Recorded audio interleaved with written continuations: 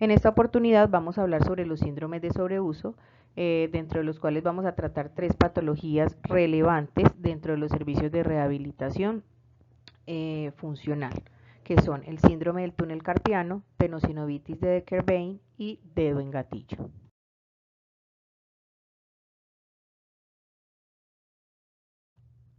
Primero empezamos con el síndrome del túnel carpiano, donde encontramos que es una afectación frecuente que causa dolor, entumecimiento y cosquilleo en la mano y el brazo. La afectación se presenta cuando uno de los nervios principales de la mano, el nervio mediano, se pinza o comprime cuando pasa por la muñeca. En la mayoría de los pacientes el síndrome del túnel carpiano empeora con el transcurso del tiempo, por lo tanto son importantes el diagnóstico y el tratamiento temprano. En una etapa temprana, los síntomas generalmente se pueden aliviar con medidas sencillas, como usar una férula para muñeca o evitar determinadas actividades. Sin embargo, se continúa la presión sobre el nervio mediano y esto puede producir un daño al nervio y empeorar los síntomas. Para impedir el daño permanente, en algunos pacientes se puede recomendar la cirugía de liberación de la presión del nervio mediano o de descompresión del nervio mediano. Vamos a hacer un pequeño repaso anatómico en donde encontramos que el túnel carpiano es un conducto estrecho en la muñeca de aproximadamente 1 pulgada, 2.5 centímetros de ancho más o menos. El piso y las paredes del túnel están formados por pequeños huesos de la muñeca llamados huesos carpianos. El techo del túnel es una banda resistente de tejido conectivo llamado ligamento transverso del carpo y debido a estos límites y que son tan rígidos, el túnel carpiano tiene poca capacidad para estirarse y aumentar su tamaño. Es por eso que es frecuente que se presente la comprensión del nervio mediano dentro de esta estructura. El nervio mediano es uno de los nervios principales de la mano. Su origen está en un grupo de raíces nerviosas en el cuello y estas raíces se unen para formar un nervio único en el brazo. El nervio mediano se extiende por el brazo y el antebrazo y pasa a través del túnel carpiano en la muñeca y llega hasta la mano. Este nervio proporciona sensibilidad a los dedos pulgar, índice, medio y anular. También controla los músculos alrededor de la base del pulgar. ¿Cómo así que los controla? Es decir, le proporciona la inervación motora a estos músculos. Los 9 tendones que flexionan los dedos y el pulgar también se extienden a través del túnel carpiano y estos tendones se llaman tendones flexores. Esto hace obviamente que además de esos límites tan rígidos que tiene el túnel del carpo, ese contenido de gran cantidad de tendones haga que se estreche mucho más y se presente la compresión del nervio mediano. ¿Cuál es la causa para que se presente el síndrome del túnel carpiano? La causa básicamente es una combinación de factores.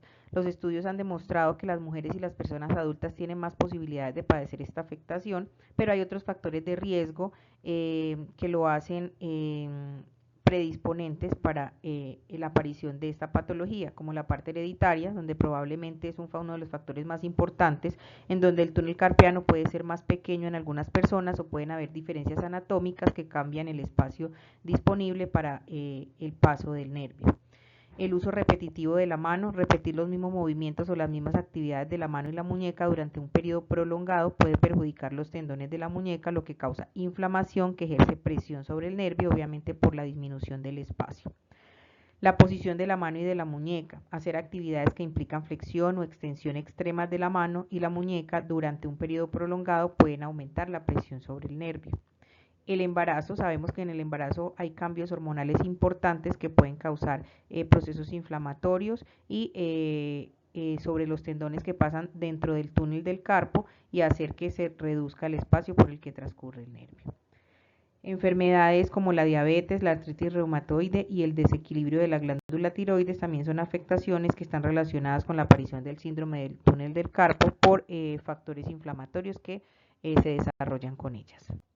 ¿Por qué se inflama? El síndrome del túnel carpiano se presenta cuando se estrecha el túnel o cuando se inflaman los tejidos que rodean a los tendones flexores, lo que ejerce una presión sobre el nervio mediano. Estos tejidos se llaman membrana sinovial, y normalmente la membrana sinovial lubrica los tendones, lo que facilita el movimiento o deslizamiento propio de ellos. Cuando se inflama la membrana sinovial, ocupa lugar en el túnel carpiano y con el transcurso del tiempo presiona el nervio. Esta presión anormal sobre el nervio mediano puede dar como resultado el dolor, el entumecimiento, el cosquilleo y la debilidad en la mano, que es lo que reportan básicamente los pacientes en el inicio de la aparición de la enfermedad.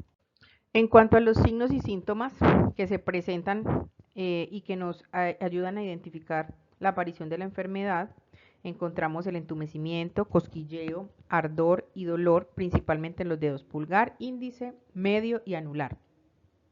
Sensaciones ocasionales similares a un espasmo que se irradia hacia los dedos pulgar, índice, medio y anular. Dolor o cosquilleo que se extiende por el antebrazo hasta el hombro. Debilidad y torpeza en la mano, esto puede dificultar los movimientos finos como abotonarse la ropa. Dejar caer objetos a causa de la debilidad y el entumecimiento o la pérdida de propiocepción, básicamente que es la percepción de donde se encuentra la mano en el espacio. En la mayoría de los casos, los síntomas del síndrome del túnel carpiano comienzan gradualmente, sin una lesión específica. Al principio, muchos pacientes descubren que sus síntomas aparecen y desaparecen.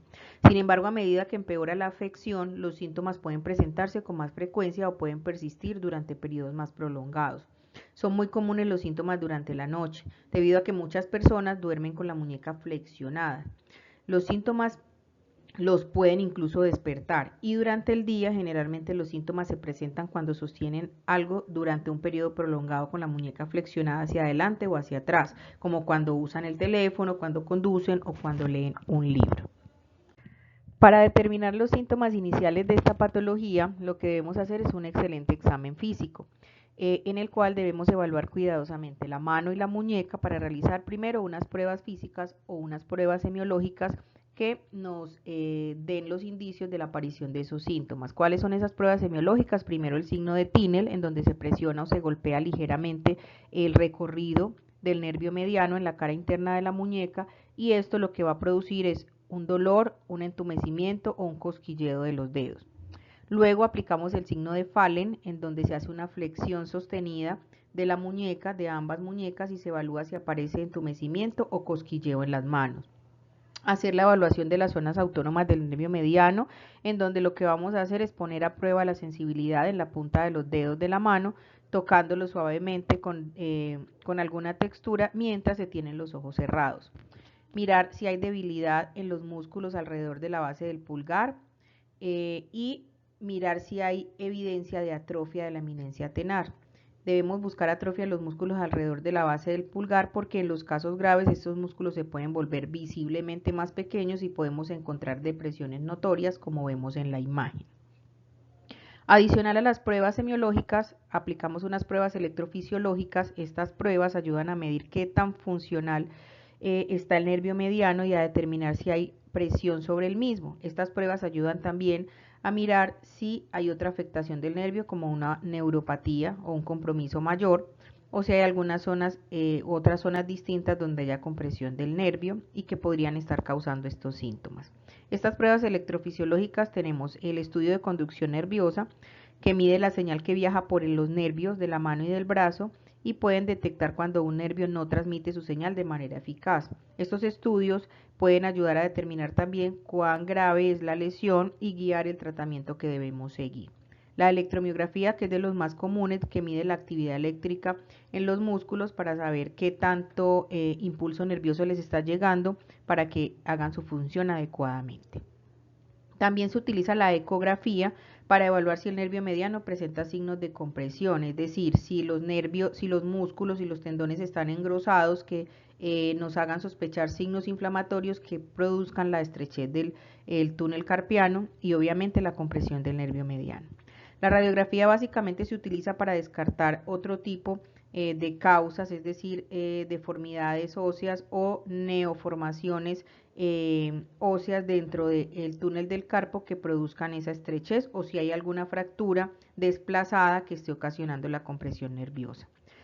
La resonancia magnética, que nos sirve para ayudar a determinar otras causas de los síntomas, para buscar tejidos anormales, que puedan estar afectando el nervio mediano y ayuda a determinar si hay problemas directamente en el nervio, como alguna cicatrización debido a alguna lesión o tumor previo.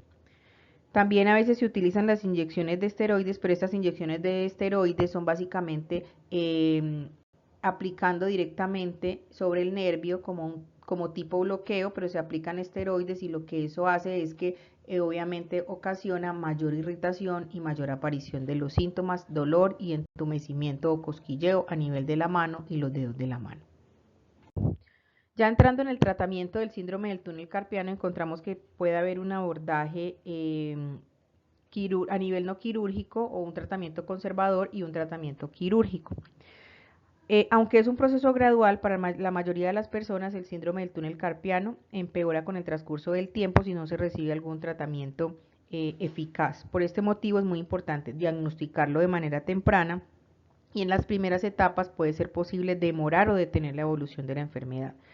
El tratamiento quirúrgico básicamente, si se diagnostica y se trata de manera temprana, a menudo los síntomas del síndrome del túnel carpiano pueden aliviarse sin la cirugía.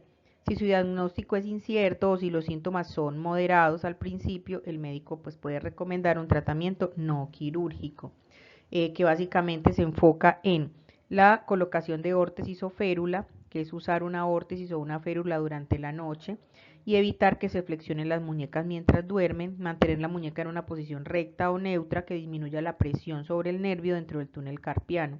El uso de esta férula también puede ser útil durante el día cuando realiza actividades que agravan los síntomas.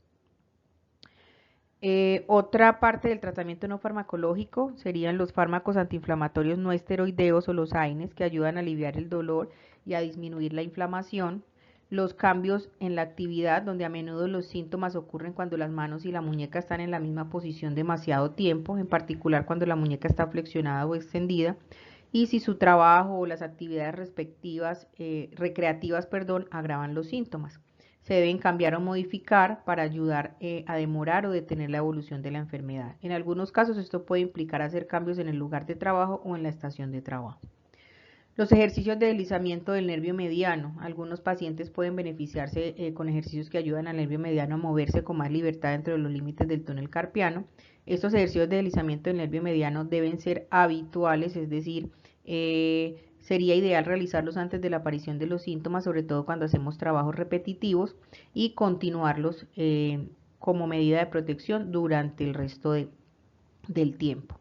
Las inyecciones de esteroides, el corticoesteroide como la cortisona, es un agente antiinflamatorio potente que se puede inyectar directamente en el túnel del carpo. Obviamente a menudo estas inyecciones alivian los síntomas dolorosos o ayudan a cambiar pues como el empeoramiento de los síntomas, pero a veces su efecto es solo temporal, teniendo en cuenta que pueden haber afectaciones anatómicas que estén provocando la aparición de estos síntomas. En cuanto al tratamiento quirúrgico, la decisión de someterse a una cirugía se basa obviamente en la gravedad de los síntomas, cuánto dolor y entumecimiento tienen en la mano. En los casos de muchos años con entumecimiento constante y deterioro de los músculos del dedo pulgar, se puede recomendar la cirugía para evitar ya daños irreversibles. El procedimiento quirúrgico básicamente que se realiza se llama liberación del túnel carpiano, en donde existen dos técnicas quirúrgicas distintas para hacerlo, pero el objetivo de ambas es aliviar la presión sobre el nervio mediano, al cortar el ligamento que forma el techo del túnel del carpo, y esto hace que aumente el tamaño del túnel y se disminuya la presión sobre el nervio mediano. Encontramos que se hace una cirugía abierta de liberación del túnel del carpo, en donde se hace una pequeña incisión en la palma de la mano, se divide el ligamento transverso del carpo, que es el techo del túnel carpiano, aumentando el tamaño del túnel y disminuyendo la presión sobre el nervio mediano. Después de la cirugía, el ligamento puede volver a crecer de manera gradual, pero habrá más espacio en el túnel y se verá aliviada la presión sobre el nervio. Se hace también la liberación endoscópica del túnel carpiano, se hacen una o dos incisiones más pequeñas en la piel, llamadas portales, y se usa un endoscopio en donde se utiliza un bisturí especial o un electrobisturí para dividir el ligamento transverso del carpo, y es similar al procedimiento abierto de liberación del túnel del carpo, pero obviamente teniendo en cuenta que los accesos son menos invasivos. Pasando ya al proceso de rehabilitación o al abordaje del área de fisioterapia, encontramos que el objetivo principal del tratamiento es reducir el dolor, mejorar la movilidad articular y lograr la independencia del paciente para que pueda reintegrarse a sus actividades básicas cotidianas, laborales y recreativas. Primero vamos a ver el abordaje de rehabilitación en la etapa prequirúrgica, donde los objetivos específicos son disminuir el dolor por medio de las modalidades terapéuticas, disminuir edema, realizar estiramientos, deslizamientos neurodinámicos del nervio mediano, movilidad activa libre de muñeca y dedos, deslizamientos tendinosos y ejercicios isométricos de la muñeca y de los dedos. Ya en la intervención, de acuerdo a los días del posquirúrgico, tenemos en cuenta la progresión de las actividades. Empezamos del día 0 a los 7 primeros días. La intervención obviamente va a ser una férula, dejando los dedos libres para permitir la movilidad. Propiciar ejercicios de deslizamiento tendinoso y ejercicios de movilidad activa suave de la muñeca y de los dedos con una frecuencia de 3 a 5 veces al día.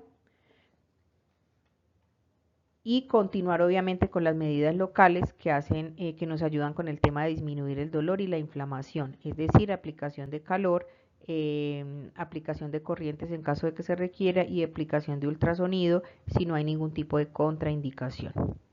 Del día 7 al día 14 se continúan con ejercicios de movilidad. Las suturas ya se retiran aproximadamente a los 10 días después del procedimiento quirúrgico y puede extenderse el uso de la férula de manera protectiva. Ya se permite la actividad sin limitación alrededor de 6 semanas después de la cirugía. Se hace la aplicación de técnicas para reducir la cicatriz y utilización de almohadillas de silicona con venda de Coban sobre la cicatriz. Esto para que no crezca de manera hipertrófica, es decir, que las fibras de colágeno crezcan de manera alineada y porque a futuro una mala cicatrización puede también provocar algún tipo de compresión dentro del túnel del carpo. Y aplicación de ultrasonido para controlar el edema y la fibrosis. De la segunda a la cuarta semana, continuamos con medidas para disminuir el dolor y el edema. Se realizan deslizamientos tendinosos, movilizaciones neurodinámicas del nervio mediano y entrenamiento de agarres y pinzas. Ya es un ejercicio un poquito más progresivo para empezar a hacer la activación y el fortalecimiento muscular. De la 4 a la sexta semana se incorporan ejercicios isométricos progresivos y a tolerancia de muñeca y dedos. Se potencia la funcionalidad mediante entrenamiento de agarres y pinzas y la inclusión en las actividades cotidianas.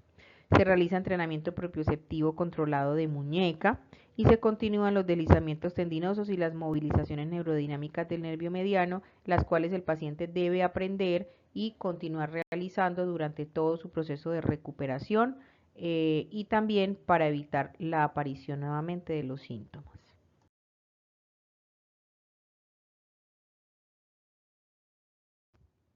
Continuamos con la rehabilitación en la tenosinovitis de Becker-Vein. Vamos a conocer un poquito de qué es la patología, cuáles son sus causas, para posteriormente abordar el tratamiento rehabilitador. La tenosinovitis de Becker-Vein es una afectación dolorosa que afecta a los tendones de la muñeca del lado del pulgar, presentando dolor al girar la muñeca o agarrar cualquier cosa o cerrar el puño. Aunque no se conoce la causa exacta de la tenosinovitis de Becker-Vein, cualquier actividad que dependa de movimientos repetitivos de la mano o la muñeca, como trabajar en el jardín, jugar golf, practicar algún tipo de deportes como raqueta o levantar incluso al bebé recién nacido en las madres que tienen bebés lactantes, puede empeorar estos síntomas. Realizando un repaso anatómico, como podemos ver en la imagen, encontramos que básicamente en la tenosinovitis de Becker-Vein se produce la inflamación de la vaina sinovial de dos tendones específicos que llegan al pulgar, como son el extensor corto del pulgar y el abductor largo del pulgar. Estos están sujetos o fijados a nivel de la muñeca para que no se presente la cuerda de arco por medio del retináculo extensor, el cual cuando se produce la inflamación de la vaina sinovial ocasiona la reducción del espacio y esa estrechez produce la aparición del dolor, la impotencia funcional y la inflamación. La causa de la aparición de la tenosinovitis de Becker-Vein básicamente es la sobrecarga crónica de la muñeca, que que se asocia a las lesiones directas que aparecen en la muñeca o en el tendón, ya que este tejido cicatrizal puede restringir el movimiento de los mismos. Otro tipo de enfermedades inflamatorias como la artritis reumatoidea o la osteoartrosis. Hay algunos factores de riesgo que prevalecen para la presentación de la enfermedad, como son la edad. Si tiene entre 30 y 50 años, presenta mayor riesgo de padecer tenosinovitis de Decker-Vein que otros grupos etarios, entre ellos los niños. El sexo o género, la afectación es más frecuente en las mujeres. El estar embarazada puede ser asociada al embarazo por el desarrollo de procesos inflamatorios y la carga hormonal que presenta la mujer embarazada. El cuidado del bebé, porque como les dije anteriormente, levantar al bebé reiteradamente implica usar los pulgares como apalancamiento y también puede estar asociado a la aparición de los síntomas. Empleos o pasatiempos que supongan movimientos repetitivos de la mano y de la muñeca, ya que estos pueden contribuir a la aparición de la sinovitis de Decker-Vein por el uso constante. Sobre todo un ejemplo muy actual es el uso de los teléfonos celulares, ya que utilizamos los pulgares para escribir, para pasar imágenes. Entonces esto hace que el uso repetitivo produzca la inflamación de los tendones. ¿Por qué se inflama? Los tendones son estructuras similares a cuerdas que unen los músculos a los huesos. Cuando agarras, sujetas, aprietas, pellizcas o retuerces algo en las manos, los dos tendones de la muñeca y la parte inferior del pulgar normalmente se deslizan de forma fluida a través del pequeño túnel que los conecta a la base del pulgar. Repetir unos movimientos en particular día a día puede irritar la vaina que cubre los dos tendones y provocar engrosamiento e hinchazón que restringe su movimiento. En cuanto a los signos y síntomas, aparece dolor cerca de la base del pulgar, inflamación cerca de la base del pulgar, dificultad para mover el pulgar y la muñeca al hacer algo que implique pellizcar, sensación de agujas o alfileres o de que el pulgar se traba al moverlo. Si la afección continúa demasiado tiempo sin recibir tratamiento, este dolor puede extenderse aún más en el pulgar, volver al antebrazo o ambas cosas. Pellizcar y otros movimientos con el pulgar y la muñeca agravan el dolor y hace que se vuelva más crónica la patología. Básicamente el diagnóstico de esta patología consiste en la realización de una prueba semiológica, que es la prueba de Finkelstein, en la cual se flexiona el pulgar sobre la palma de la mano y luego se envuelve el pulgar con el resto de los dedos de la mano y se flexiona la muñeca hacia el meñique o se realiza una desviación cubital. Si esto causa dolor en la muñeca del lado del pulgar, probablemente es un signo claro de una tenosinovitis de Decker-Vein. El tratamiento de la tenosinovitis de Decker-Vein está previsto para reducir la inflamación, conservar el movimiento del pulgar y prevenir la reaparición de la enfermedad. Si se empieza el tratamiento al principio, es decir, de manera precoz, los síntomas deberían aliviarse en cuestión de 4 a 6 semanas. Si la tenosinovitis de Decker-Vein comienza durante el embarazo, es posible que los síntomas dejen de presentarse hacia el final del embarazo o de la lactancia. También puede recomendarse la aplicación de corticosteroides inyectables en la vaina tendinosa para reducir la hinchazón. Si el tratamiento comienza durante los primeros 6 meses de los síntomas, la mayoría de las personas se recupera por completo después de haber recibido corticosteroides inyectables. Incluso con frecuencia después de la primera inyección desaparecen completamente los síntomas.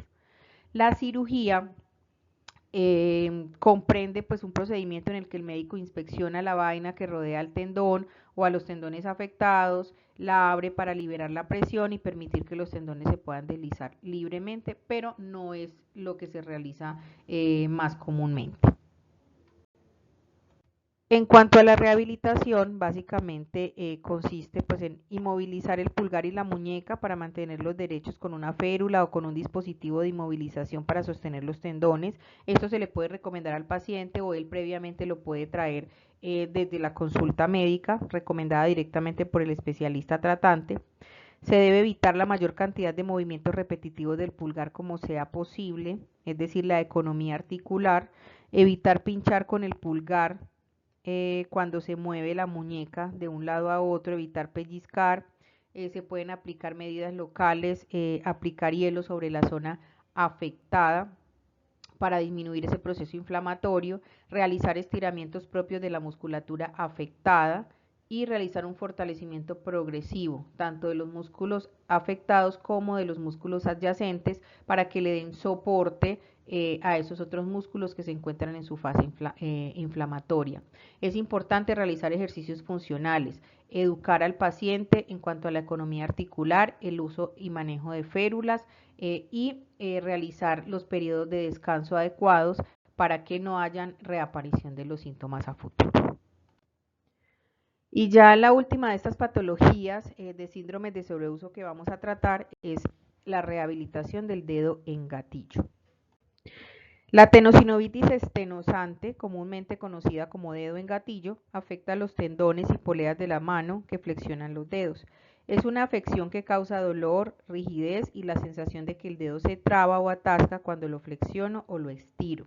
En la mayoría de los casos, los dedos afectados por el dedo en gatillo son el anular y el pulgar, pero se pueden presentar en los otros dedos de la mano.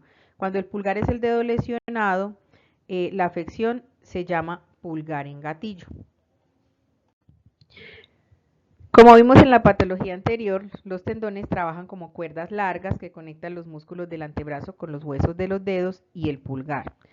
En el dedo, las poleas son una serie de anillos que forman un túnel a través del cual deben deslizarse los tendones de manera muy parecida a las guías de una caña de pescar o a través de las que deben pasar las líneas o tendones.